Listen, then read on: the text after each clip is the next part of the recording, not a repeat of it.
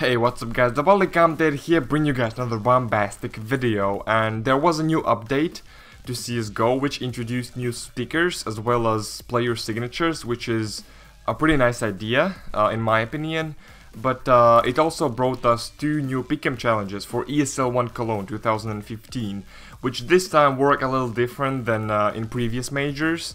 Basically this time you don't have to pick two teams which make it out of the groups. You have to pick one team for the first day of the tournament. You have to pick one team which will top the group, which is a little harder to guess in my opinion. And so basically that's the team pick'em challenge, but the player pick'em challenge is even more interesting. For example, in the first day of the major you have to choose the player which is going to have the highest headshot percentage in his particular group, and in the second day you have to choose the player with the most first frags, or I guess entry kills, or however you want to call them. Basically what I'm trying to say is that this time it's a lot harder to predict outcome of the matches. I mean not outcome of the matches, but it's kinda harder to make correct picks in this challenge because it's a little more complicated. Like it's a little more random. Let's put it that way. So yeah, let's just start with the pick'em challenge. For the group A, to be honest, all of these four teams are relatively inconsistent. TSM obviously the best team in the group, but they showed signs of inconsistency in the past few weeks. They had some pretty horrible games.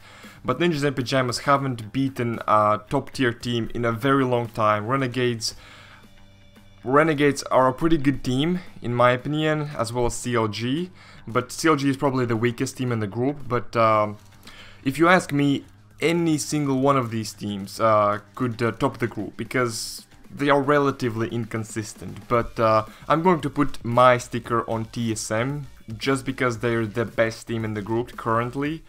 And about the group B, I mean the group B is probably one of the more easier groups to predict because it has Team Envious in it, which just had a roster change, but Envious is playing really well, and they have some pretty amazing players in the team, so I think Envious will top the group.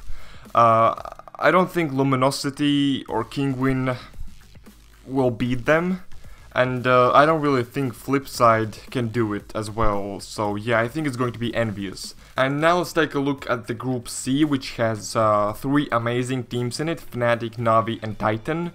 And it also has Team E-Battle in the group, which basically got to the major by beating incredibly inconsistent Hellraisers and Titan just after they had the roster change. And if you ask me, I don't think they're going to do much at the major. I don't think they can reach the quarterfinals. And conclusion, it's going to come down to Fnatic, Navi and Titan. And Fnatic obviously the best team in the world right now, but Navi also incredibly good. Titan, we don't really know how Titan is going to play because, I mean, maybe they have some incredible strats, maybe Existence has prepared something incredible, but as far as my pick goes, I'm going to choose Fnatic.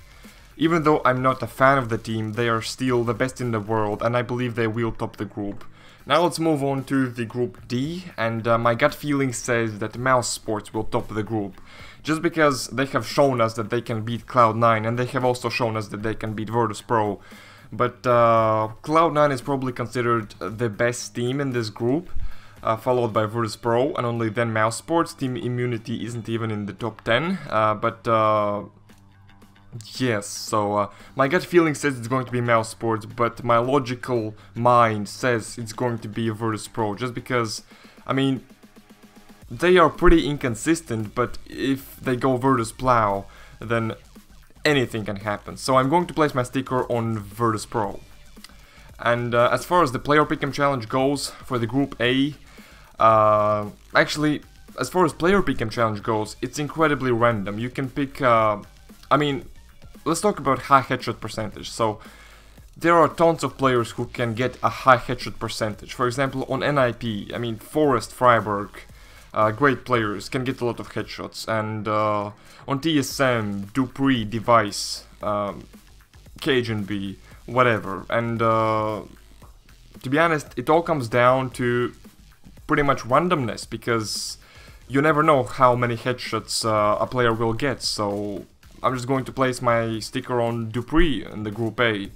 But as long as the Group B goes, we have one very interesting player in Group B, which is Scream, of course, who is basically a headshot machine. He always has an incredible headshot percentage, so I'm going to place my sticker on Scream, my signature on Scream, I guess, not sticker. But yes, for the Group C, I saw a couple people selecting Olafmeister, which I kinda don't agree with, even though he's probably considered the best player in the world by many people.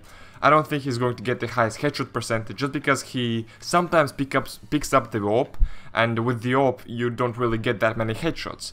So I'm going to place my sticker on Flamey, which is also a great player. He gets a ton of headshots, and yeah, as long as the Group D goes, you never really know. I mean, it could be Biale getting the most headshots, getting the highest headshot percentage. It could also be Nex, it could be Nothing, whatever. And I'm going to place my sticker on Nothing and hope he just goes nuts.